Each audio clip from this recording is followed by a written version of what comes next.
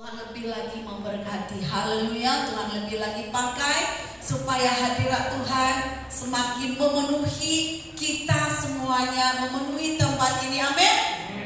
Ada yang di sini yang sedang dikejar-kejar Nia? Tidak ada ya? Berarti semua sukacita. Amin. Semua semangat. Amin. Haleluya. Puji Tuhan. Hari ini setiap kita datang kepada Tuhan, Bapak Ibu Saudara, kita harus atur, ya, atur posisi kita supaya posisi kita itu tepat di tempat di mana Tuhan mencurahkan kasih dan kuasa-Nya, mencurahkan berkat-Nya. Ada posisinya itu, ya.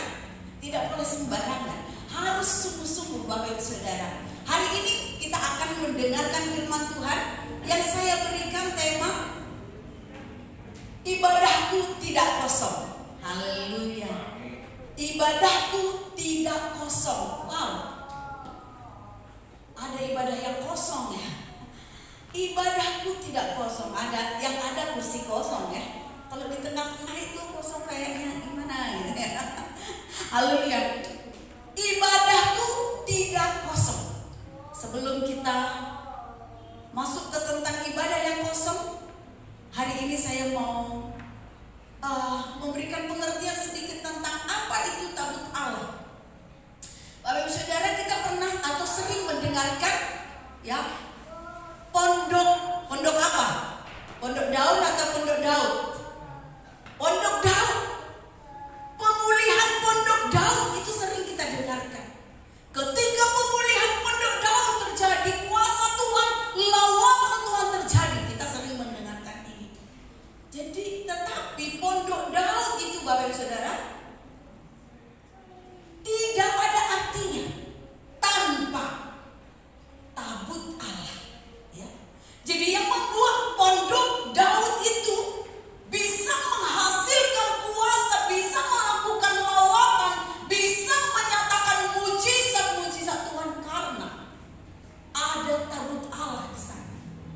Jadi Daud setelah dia menjadi raja langsung tabut Allah yang pertama dia ambil, Bapak Saudara. Apa itu tabut Allah? Tabut Allah adalah, nanti kita Bapak Saudara baca dalam Keluaran 25 ayat 22. Tabut Allah itu awalnya dari Musa, yaitu tempat di mana Tuhan untuk menyampaikan suaranya kepada Musa, untuk disampaikan kepada orang Israel. Jadi tabut Allah itu adalah kehadiran Allah. Di sanalah Allah hadir. Jadi kehadiran Allah. Jadi pondok Daud tidak ada artinya atau seperti tema yang saya katakan kosong tanpa tabut Allah. Tidak mungkin ada lawatan, tidak mungkin ada mujizat. Jadi tabut Allah adalah kehadiran Allah.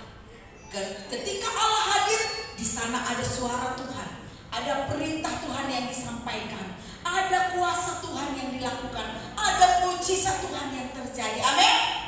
Yang saat ini ayat kita dari 1 Samuel 4 ayat 3 sampai 11. 1 Samuel 4 ayat 3 sampai 11. Kenapa saya menyampaikan firman ini? Bapak Ibu Saudara, sepanjang tahun 2023 ini kita atau tema yang ingin saya sampaikan atau yang saya rindukan untuk terjadi di tengah-tengah kita adalah seperti yang Bapak Gembala katakan, ada dimensi doa, dimensi pujian, penyembahan. Ya, kita harus banyak membangun hubungan dengan Tuhan sepanjang tahun 2023 ini, memperbaiki hubungan kita dengan Tuhan. Di akhir tahun 2022 saya sudah katakan, mari persiapkan keintiman kita dengan Tuhan supaya kita bisa menyambut tahun 2023 untuk mengalami terobosan. Kenapa perlu ada terobosan? Karena di sana ada jalan buntu. Bapak Ibu Saudara, di tahun 2023 ini kita akan menemukan banyak kebuntuan-kebuntuan yang membutuhkan terobosan, ya, yang membutuhkan terobosan, dan itu akan terjadi ketika kita dekat dengan Tuhan, ketika kita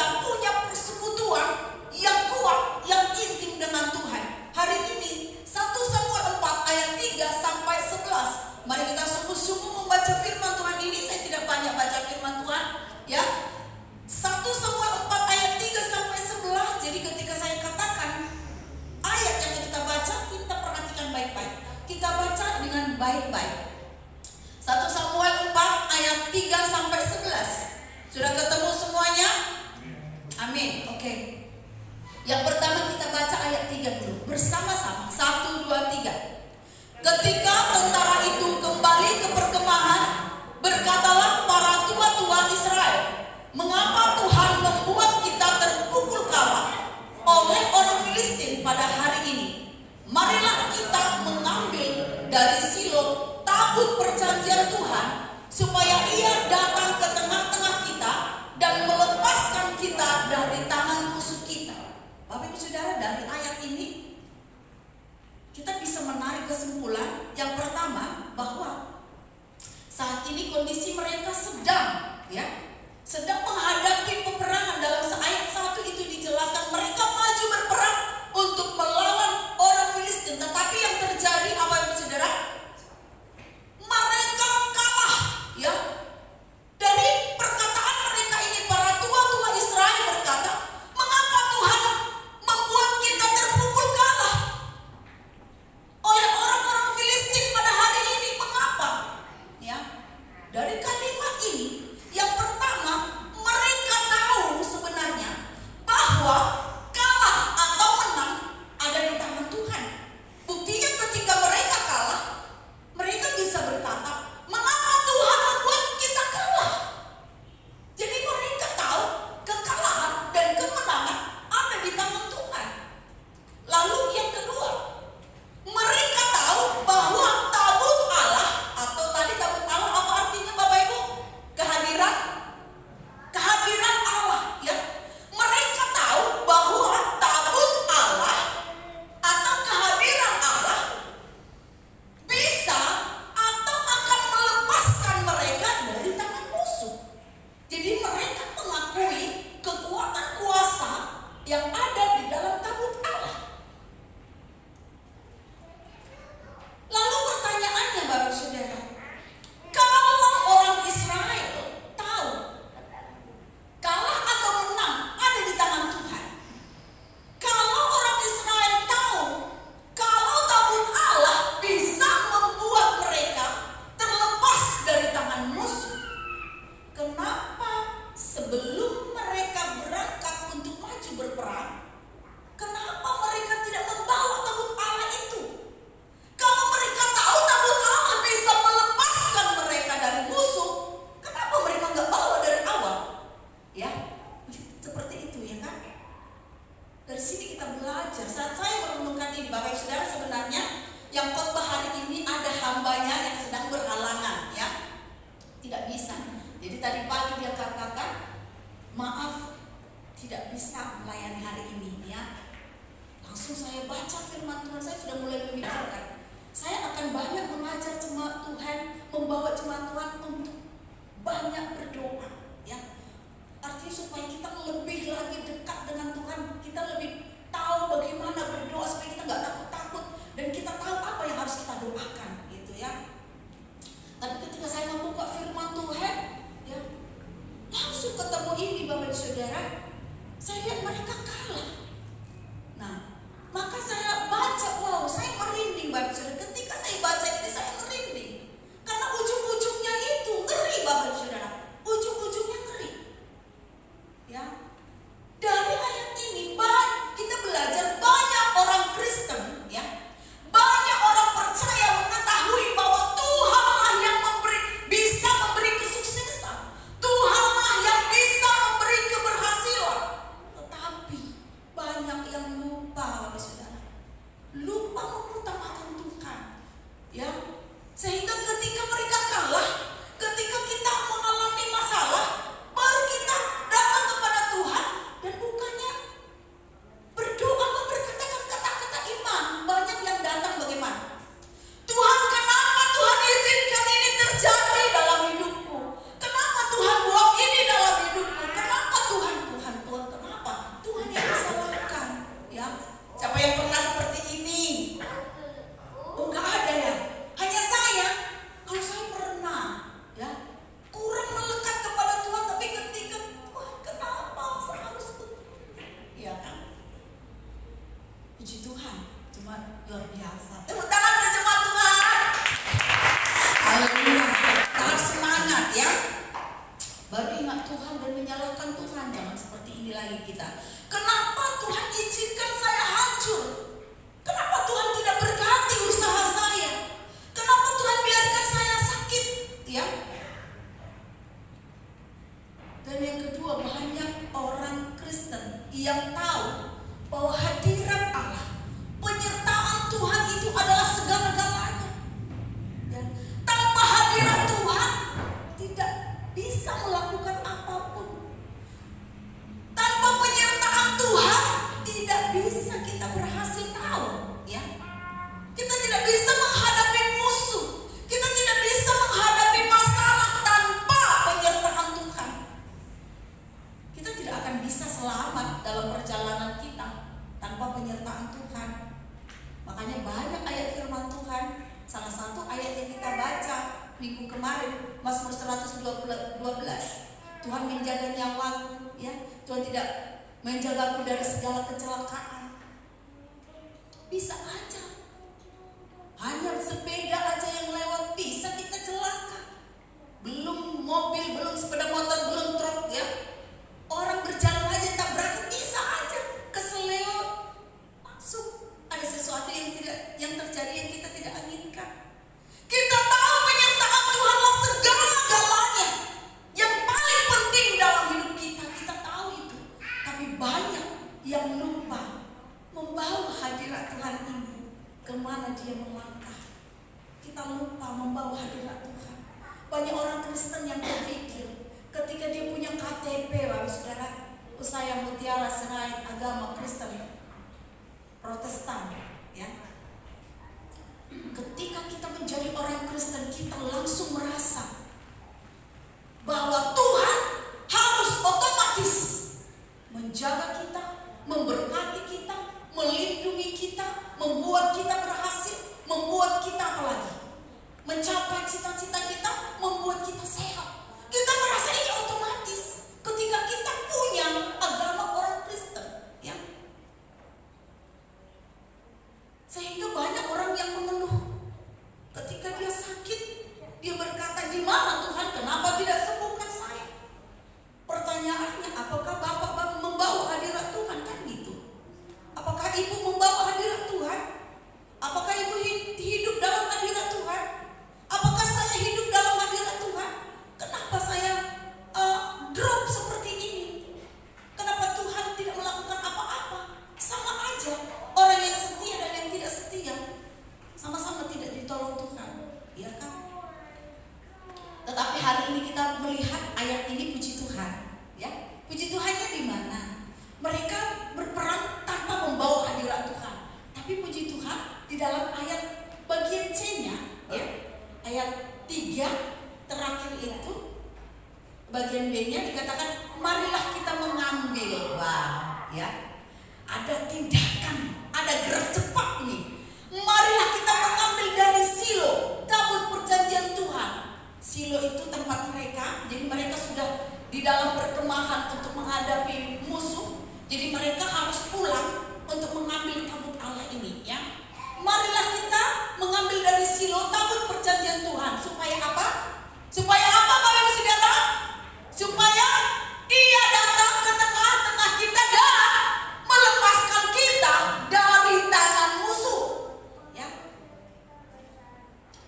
Ada tindakan, puji Tuhan, mereka kembali, ada gerak cepat. Mereka langsung melakukan apa yang harus mereka lakukan, yaitu mengambil tabut Allah. Karena itulah yang akan bisa melepaskan ke mereka. Haleluya.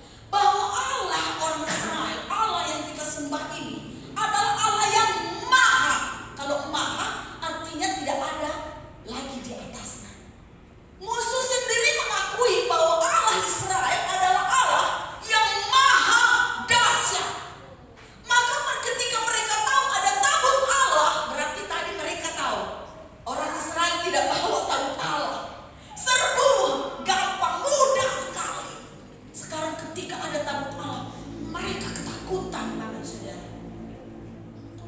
Berarti orang Israel pasti menang dong. Kira-kira menang atau enggak? Menang? Siapa yang bilang enggak? Ada yang bilang enggak tadi? Oh, ada Korudi yang bilang enggak. Siapa lagi yang bilang enggak? Cuma Korudi ya, tanggung jawab Korudi ya. Pas ada takut Allah kalah, gimana sih? Kita lihat nanti. Ya, orang Filistin bersorak dan orang Israel bersorak dengan nyaring, merasa yakin bahwa akan menang. Dan orang Filistin ketakutan karena mengakui Allah Israel adalah Allah yang dahsyat sekarang. Apakah orang Israel menang? Mari kita lihat ayat 10. Ayat 10 silahkan Korudi yang baca. Dia harus bertanggung jawab. Lalu berperang orang Filistin sehingga orang Israel terpukul kalah. Mereka melarikan diri masing-masing dari kemahnya. Amatlah besar kekalahan itu dari pihak Israel, gugur 30.000 orang pasukan berjalan kaki. Wow, Korudi benar. Ya, ada tabut Allah. Lalu berperanglah orang Filistin sehingga orang Israel terpukul kalah. Mereka melarikan diri masing-masing ke kemahnya. Amatlah besar kekalahan itu dari pihak Israel. Gugur berapa? 30.000. Tadi 4.000. Sekarang, tadi sebelum ada tabut Allah, sebelum ada kehadiran Allah, 4.000 yang kalah, 4.000 yang tewas. Sekarang sudah ada tabut Allah yang kalah 30.000. Harusnya menang kan? 30.000 gugur. Kali berapa itu? Kali 8 ya. 8 kali lipat maksudnya. 8 kali lipat ya. Mereka sudah bersusah-susah, berkorban untuk mengambil tabut Allah pulang dalam kondisi perang dan berhasil membawa tabut Allah, tapi tetap kalah.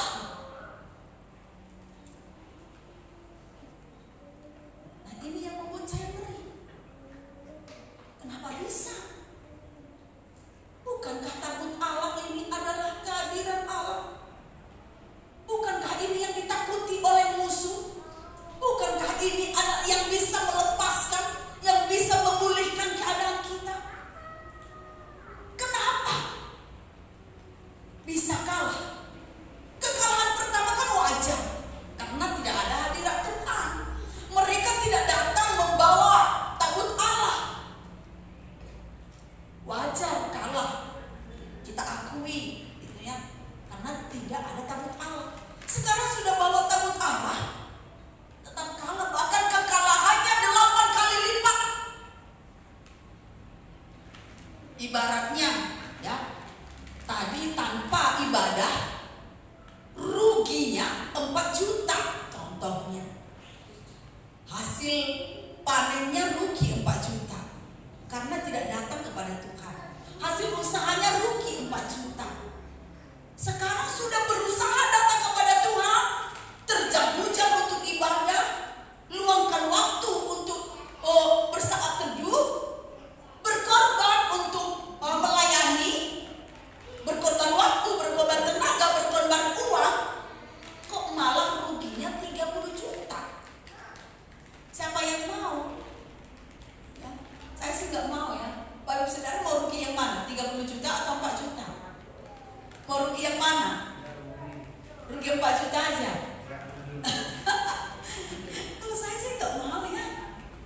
Kenapa? Karena kalau rugi 4, aku pilih 4 juta aja lah ruginya. Berarti nggak usah setia sama Tuhan, 4 juta aja. Tapi pelan-pelan 4 juta, 4 juta, 4 juta, habis juga semuanya ya kan?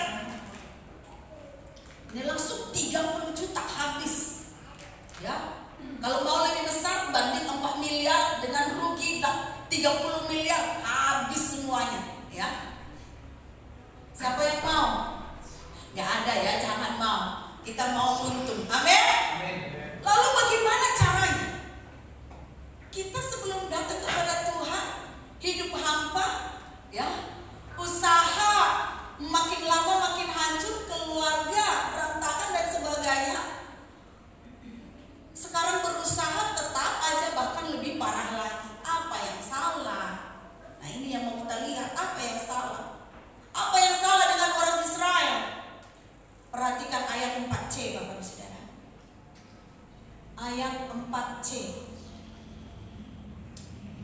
sana dikatakan mulai dari kedua anak Eli, Hofni dan Pinehas ada di sana dekat tabut perjanjian Allah itu. Siapa itu Hofni dan Pinehas? Mereka adalah anak-anak Imam Eli. Siapa itu Eli? Ya imam, dia seperti pendeta gitu ya. Di sana ada Hofni dan Pinehas. Di dekat tabut Allah itu ada Hofni dan Pinehas.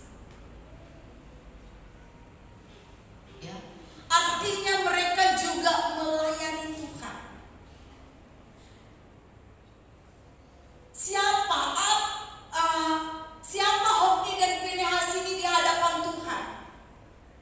Hofni dan Pinehas ini adalah orang-orang yang memandang rendah, ya.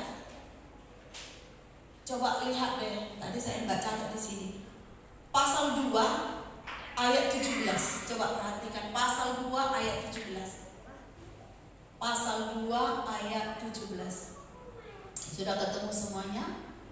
Coba Ibu Lingling minta tolong. Pasal 2 ayat 17.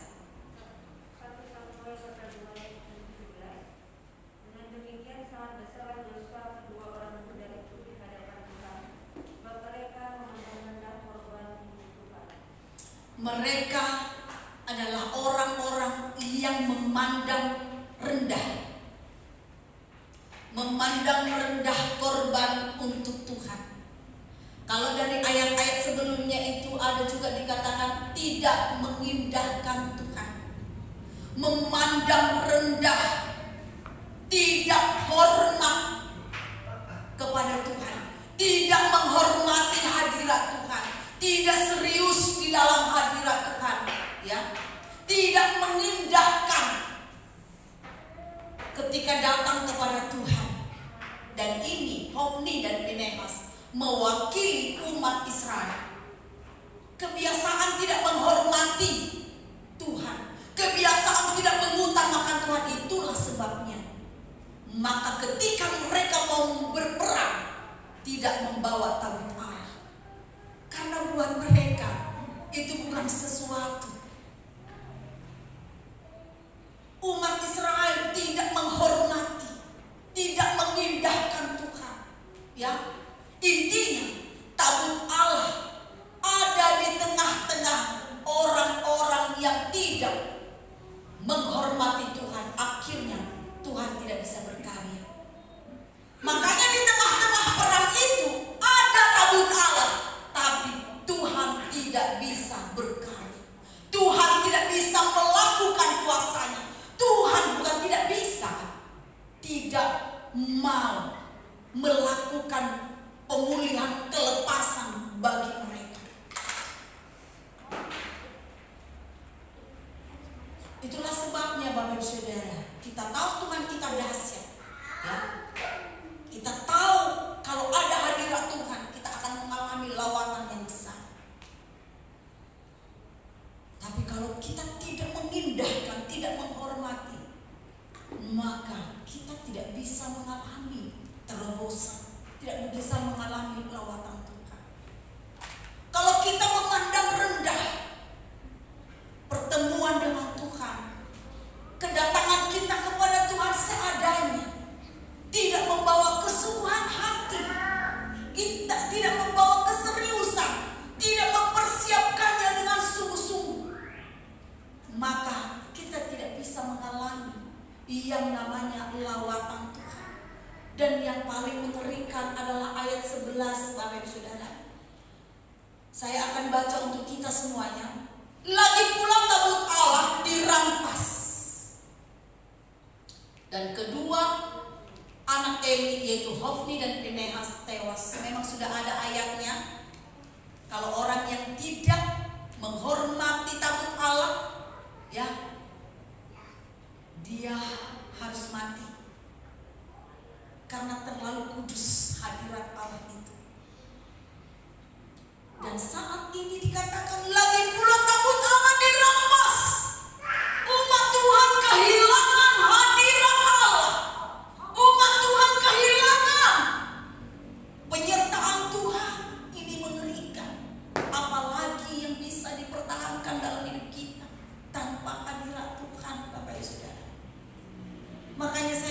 Tuhan, ibadahku tidak kosong. Ini iman kita, ini harapan kita, ini perjuangan kita. Ibadah tanpa pertemuan. Jadi ibaratnya tabut Allah itu seumpama ibadah. Tapi tabut Allah tanpa pertemuan kita dengan tabut Allah, kita tidak mendengarkan. Kan tabut Allah kan untuk medianya Allah untuk menyampaikan suaranya kan. Ada tabut Allah, ada Tuhan di situ, tapi kita tidak mendengarkan Dia. Kita tidak bersekutu dengan Dia. Kita tidak berjumpa dengan Dia. Kita ibadah, tapi kita tidak bertemu dengan Tuhan. Kita melayani, tapi kita tidak bertemu dengan Tuhan, itu kosong. Pelayanan kita menjadi kosong, ibadah kita menjadi kosong. Kita ibadah, tapi kita tidak menghormati Tuhan, ibadah kita menjadi kosong. Kita melayani, tapi tidak mengindahkan Tuhan, ibadah kita, pelayanan kita menjadi kosong. Karena itu Bapak Ibu Saudara, bagaimana supaya ibadah kita ini tidak kosong, pelayanan kita tidak kosong? Hormati Tuhan. Hormati Tuhan. Bapak Ibu Saudara, saya renung-renungkan firman ini, saya langsung ingat Bapak Presiden Jokowi ketika dia pergi ke luar-luar pulau, penyambutan yang luar biasa. Bahkan ada perbandingan penyambutan presiden kepada Presiden Jokowi dengan ke presiden yang lain, itu ada perbedaannya, penghormatannya, keintimannya, ada perbedaannya. Kan nggak cocok banget kalau penyambutan kepada presiden banyak yang salah, berantakan, yang apa segala macam, orang-orangnya belum pada datang, nggak mungkin banget kan? Penyambutan kepada presiden pasti sudah diatur sebaik mungkin, jangan sampai ada sedikit pun kesalahan. Itu salah satu contoh menghormati Tuhan. Contohnya apalagi? Hidup kita yang kudus, ya. Ketika kita masih mempertahankan kehidupan lama kita, itu adalah salah satu contoh hidup yang tidak menghormati Tuhan. Kenapa? Karena kalau menghormati Tuhan, dia mendengarkan Tuhan ngomong apa. Kalau Tuhan ngomong, kamu harus memaafkan, kamu harus memberi, kamu harus sungguh-sungguh, kamu harus setia, itu firman Tuhan. Ya, jaga hatimu, itu firman Tuhan. Ketika kita tidak mau, kita tidak menghormati Tuhan, Bapak Ibu Saudara. Kita tidak menghormati hadiratnya. Sekarang kita datang ibadah, kita berdoa di rumah, tapi kita bertahan dalam hidup kita yang lama, kenajisan kita, dosa kita, ya. Itu sikap tidak menghormati Tuhan. Tuhan tidak bisa berkarya, ya. Ada satu lagu yang dalam 3 hari ini ketika saya dengarkan, Bapak Saudara, menangis terus, ya. Saya sendiri mendengarkan lagu itu menangis saja itu. Tadi ada saya tulis di situ lagu judulnya. Coba dibukakan dulu, ya. Apa nadanya ini, ya, supaya enggak lari. Yang dinyanyikan oleh Cenatalia 2 minggu yang lalu. Kebaikan-Mu Tuhan, ya. Saya nyanyikan sedikit dulu, ya. Ini menjadi doa dan ucapan syukur saya kepada Tuhan. Kebaikan-Mu Tuhan, ku cinta Kau. Ya, kayaknya coba saya nyanyikan dulu, ya. Bapak Ibu Saudara, boleh sambil belajar, nanti kita nyanyikan ini lagi, ya. Dan yang paling utama adalah kata-katanya ini. Ku cinta Kau, kerendahan gak, ya? Rahmat-Mu nyata bagiku, hidupku di dalam tangan-Mu. Sejak pagi ku terbangun sampai ku terbaring, ku nyanyi kebaikan-Mu Tuhan. Yang tahu boleh ikut nyanyi. Suaramu tuntunku lewati api, dalam gelap kau ada bagiku. Ku tak sungguh kau Bapakku dan sahabatku. Ku saksikan kebaikan-Mu Tuhan. Sepanjang hidupku kau setia, sepanjang hidupku kau sangat baik. Nafasku memuliakan-Mu, ku nyanyi kebaikan-Mu Tuhan. Kebaikan-Mu Tuhan berkati hidupku. Kebaikan-Mu Tuhan sertai langkahku. Aku berserah datang menyembah, hidupku bagimu. Kebaikan-Mu Tuhan berkati hidupku. Nah, saat saya mendengarkan pujian ini Bapak Saudara, semakin saya menyadari ya bahwa tanpa kebaikan Tuhan, hidup ini nggak mungkin berlanjut gitu ya. Hidup ini nggak mungkin akan terus berjalan. Maka hidup kita harus seperti lagu ini. Sejak pagi ku terbangun sampai ku terbaring, harus mengucap syukur tentang kebaikan Tuhan. Amin. Suara-Mu tuntunku lewati api ini sangat kita butuhkan Bapak Saudara. Setiap hari yang kita lalui itu bisa aja bicara tentang api yang siap untuk menghancurkan hidup kita ya. Tetapi kalau kita mau mendengarkan suara Tuhan, semua akan diperbaiki. Suara Tuhan itu adalah tanda Allah. Itu adalah hadirat Allah, kehadiran Allah, penyertaan Allah ya. Jadi oleh karena itu semakin kita cintai Tuhan, semakin kita dekat kepada Tuhan, dari bangun sampai tidur harus selalu bersyukur kepada Tuhan. Amin. Amin. Kita mau hadirat Tuhan dalam ibadah kita.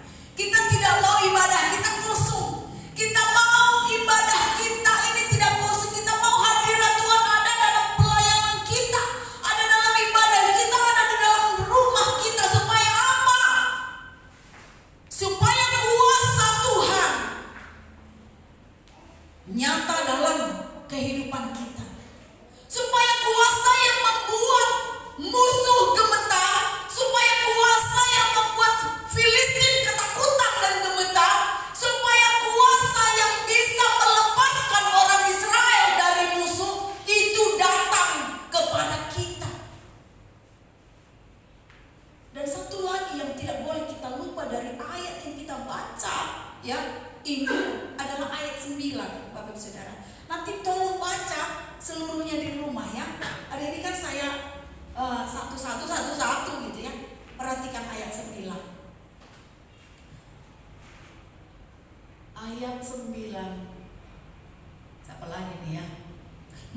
Kita baca bersama-sama. 1, 2 ya. Kuatkanlah hatimu dan berlakulah seperti laki-laki, hai orang Filistin, supaya kamu jangan menjadi budak orang Ibrani itu, seperti mereka dahulu menjadi budakmu. Berlakulah seperti laki-laki dan berperanglah. Wow, biasanya ini firman Tuhan untuk anak-anak Tuhan ya. Kuatkanlah hatimu ya.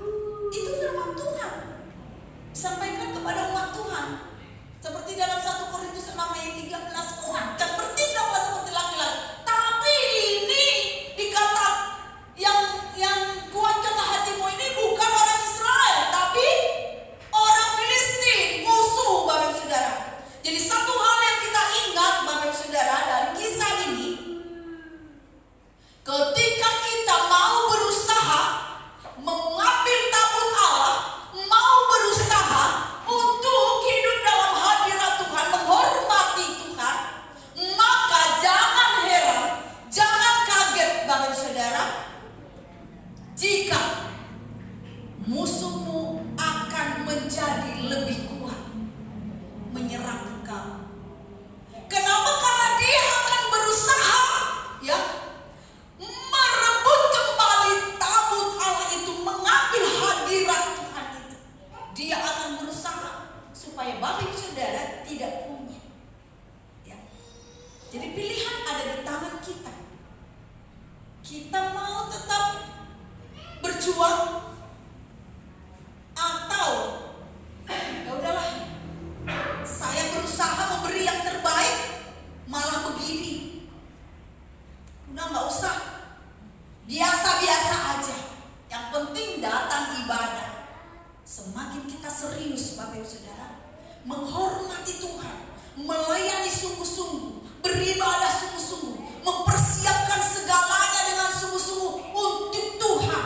Semakin kita berusaha, maka musuh akan semakin kuat. Semakin kita berusaha hidup benar, menjadi orang yang lebih rendah hati, orang yang hatinya bersih, menjadi orang yang mudah memaafkan, menjadi orang yang lebih serius kepada Tuhan, semakin musuh itu akan semakin besar untuk menghentikan Bapak Ibu Saudara, untuk jangan sampai Bapak Ibu Saudara mengalami kuasa tabut Allah, kuasa ibadah, kuasa melayani. Jangan sampai. Jadi jangan heran. Tetapi mari tunjukkan, aku orang yang menghormati Tuhan. Amin.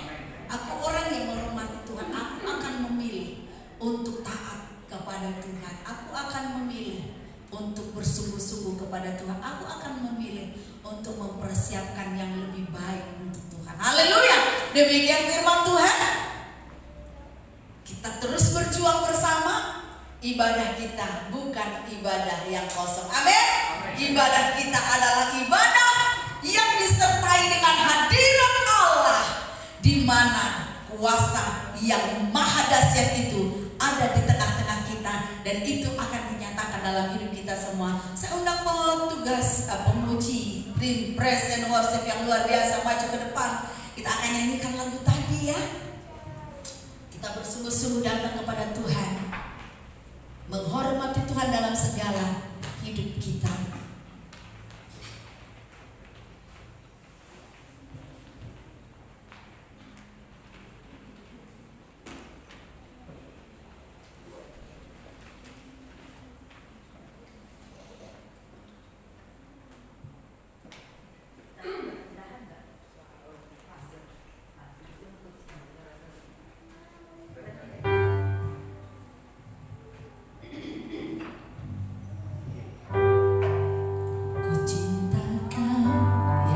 Haleluya.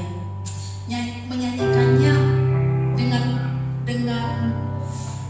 langsung ngomong kepada Tuhan ya. Cara menyanyikannya langsung ngomong kepada Tuhan. Oke. Haleluya. Ku cintakan rahmat-Mu nyata bagiku, hidupku di dalam tangan-Mu.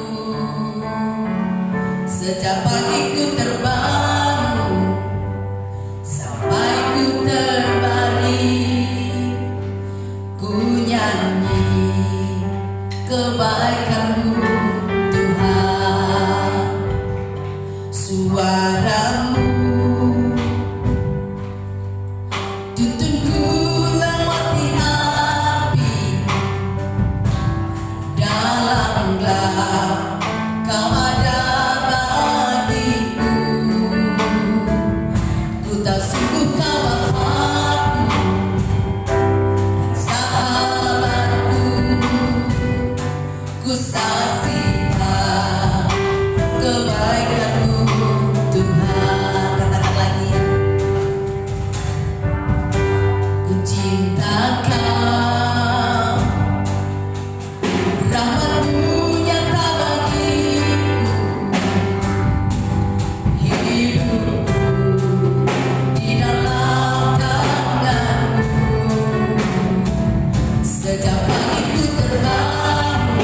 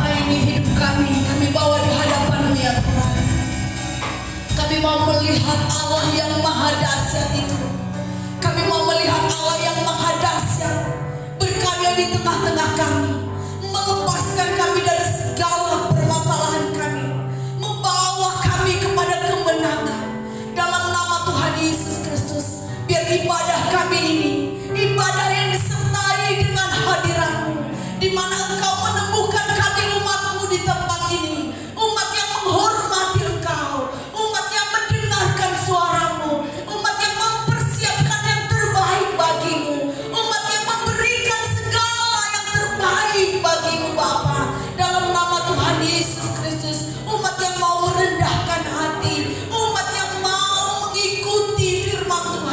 dalam nama Tuhan Yesus.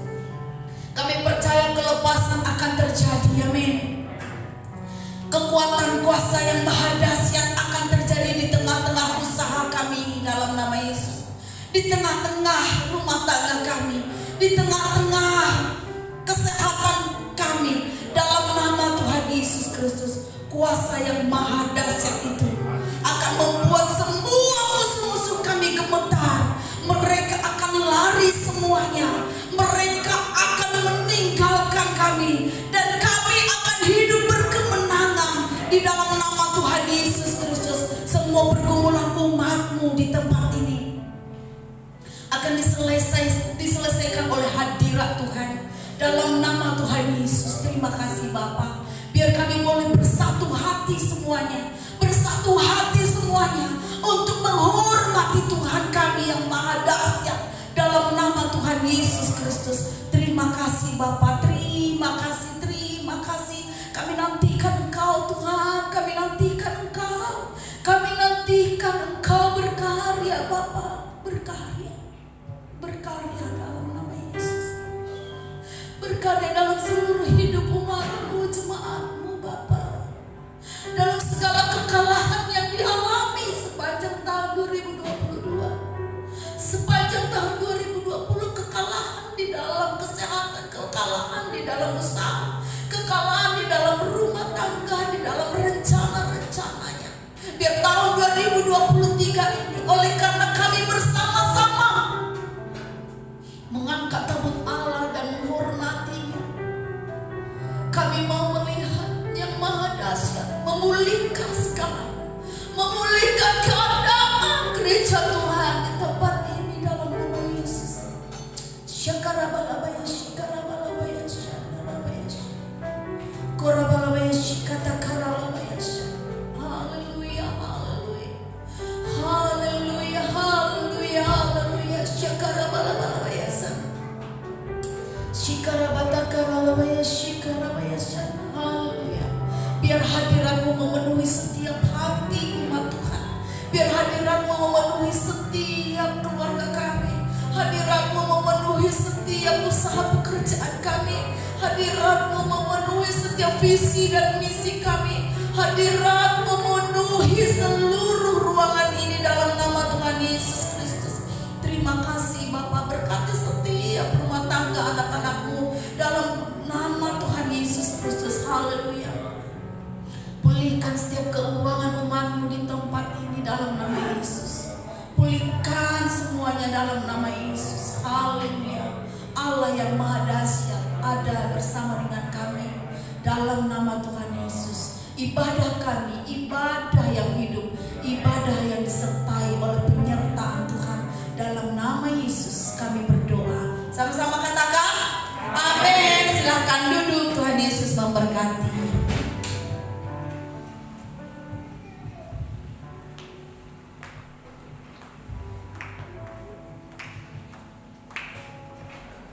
Terima kasih untuk firman yang disampaikan oleh Ibu Mutiara. Tuhan Yesus memberkati atas setiap pelayanan yang di tempat ini. Untuk pengumuman ibadah sekolah minggu pukul 9 pagi di tempat ini dan kembali ibadah raya jam 5 sore di tempat ini. Untuk yang berulang tahun di bulan Januari, saya persilakan untuk bangkit berdiri. Ibu Hana Lili tidak hadir ya, bisa diwakilkan dengan keluarga. Ibu Hana Lili bisa bangkit. Bu Erik, ya bulan Januari juga saya minta Ibu untuk berdoa.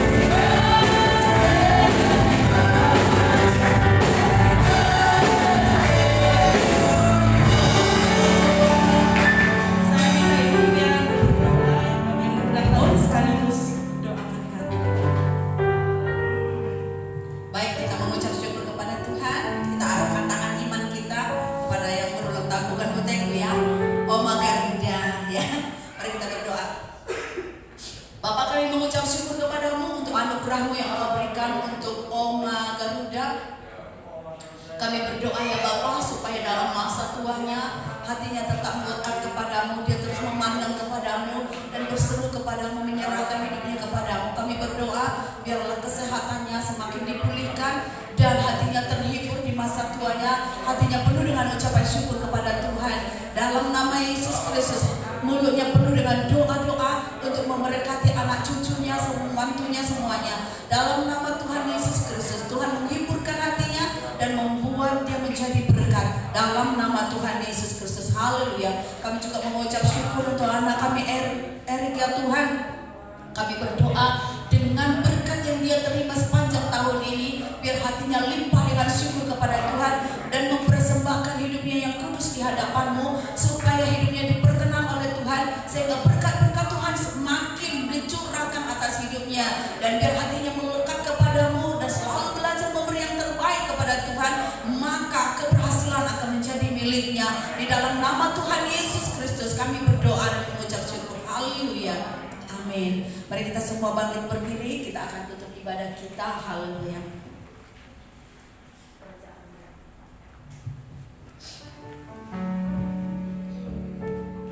Kerajaan-Mu datanglah, kehendak-Mu jadilah di bumi seperti di surga. Kerajaan-Mu datanglah, kehendak-Mu jadilah di bumi seperti di surga.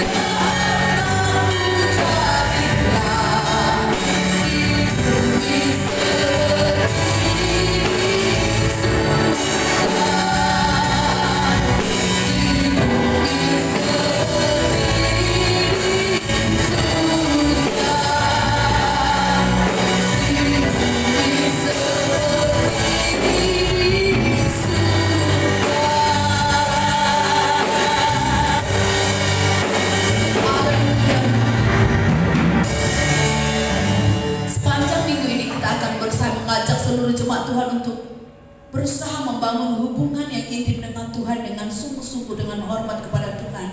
Maka saya akan mengajak Bapak Ibu Saudara untuk berdoa mengenakan seluruh perlengkapan senjata Allah hari ini. Karena tadi saya katakan kalau kita berusaha untuk datang kepada Tuhan, maka serangan-serangan iblis akan semakin besar. Jadi tirukan saya berdoa, kenakan seluruh perlengkapan senjata Allah.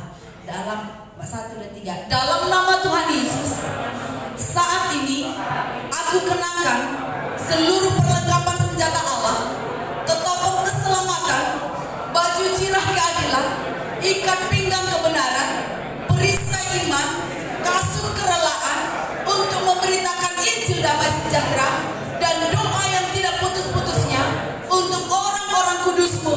Di dalam nama Tuhan Yesus Kristus, Tuhan membuat kakiku kuat seperti kaki kijang yang mampu mendaki bukit rempah-rempah.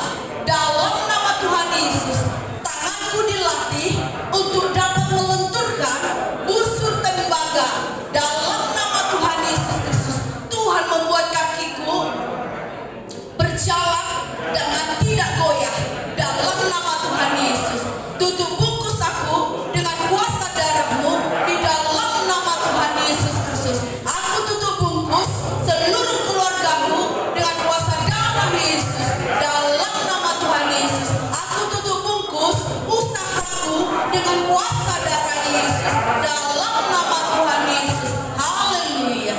Terima kasih Bapak, hamba-Mu berdoa untuk seluruh jemaat Tuhan, supaya sepanjang minggu ini bisa mengangkat panji-panji kemenangan oleh karena hati hadirat Allah menyertai umat-Mu. Dalam nama Tuhan Yesus Kristus, terima kasih Bapa. Kami terima kesehatan yang baru, kami terima sukacita yang baru, kami terima berkat-berkat yang baru, kami terima keberhasilan sepanjang minggu ini. Kami terima suara Tuhan dalam nama Tuhan Yesus yang akan menghidupkan roh, jiwa, dan tubuh kami semakin berkenan di hadapan Tuhan. Dalam nama Tuhan Yesus, mari jemaat Tuhan arahkan hatimu kepada Bapa kita sumber segala berkat. Dan kita angkat tangan kita. Tuhan yang sudah menuntun umat-Mu datang ke tempat ini, Tuhan juga akan menyertai perjalanan umat-Mu pulang. Dan kami mau terima berkat-Mu. Haleluya, haleluya. Dicurahkan yang kuasanya atas-Mu, dan dimahkotainya Engkau dengan mahkota kebenaran, dipagarinya Engkau dengan kepak sayapnya, dan dibuatnya jalan-jalan-Mu berhasil. Dalam gelap terbit terang bagi-Mu. Di dalam nama Tuhan Yesus Kristus, diteranginya mata hatimu supaya engkau dapat memilih yang terbaik, yaitu firman Tuhan. Dalam nama Tuhan Yesus, damai daripada Allah Bapa, cinta kasih dari Tuhan Yesus, dan persekutuan oleh Roh Kudus menyertai engkau dari sekarang sampai selama-lamanya. Tuhan Yesus memberkati. Amin.